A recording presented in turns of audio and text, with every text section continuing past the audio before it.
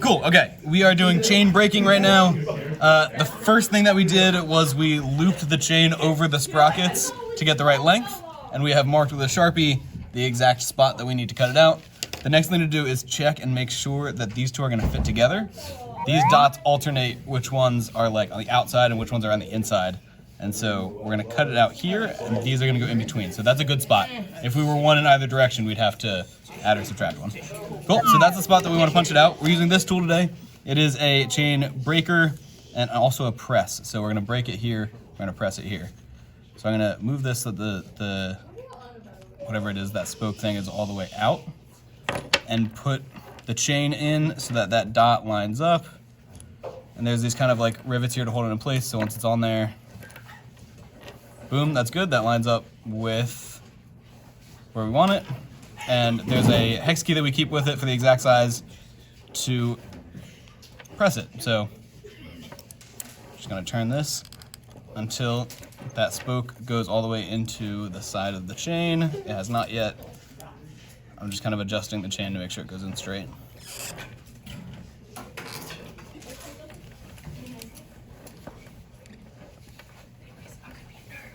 Cool. You can see that the spoke is poking out on this side. That's what this like hole here is for, is to catch it. Now I'm gonna keep going until it looks like that piece is almost out. I'm gonna try not to push it all the way out.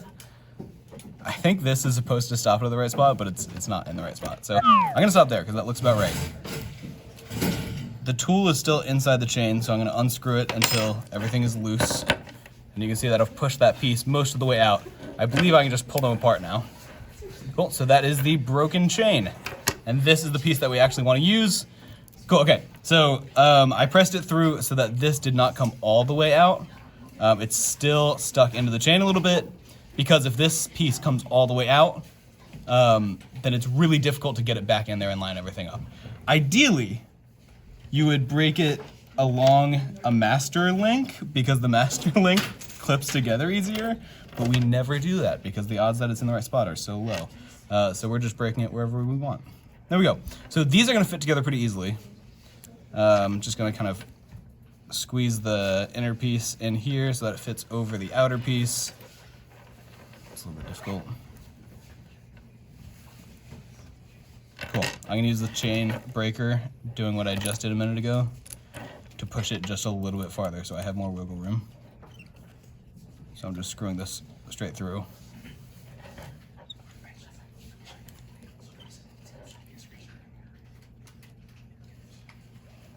And just pushing it a little bit farther.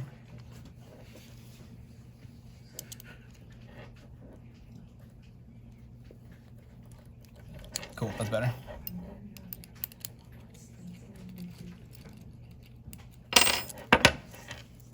All right, it's in far enough that now these kind of fit together very, very easily. So for putting it back together, we're gonna use the other side of the chain breaker. This is to press the piece out, this is to press the piece back in. So turning this around, I line up the two pieces.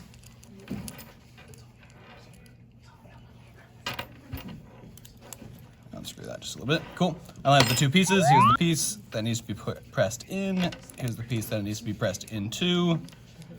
Those line up, and there's a flat piece coming in here. So you can see, just like this had a slot for it to come out, there's the slot where we push it back in.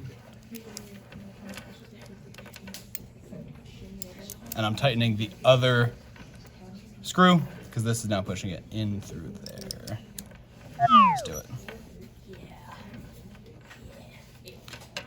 Unlike pushing it out, I'm gonna keep going all the way through, because this part of the chain breaker is gonna stop it when it's in there all the way. So I'm just gonna keep going. That's tight.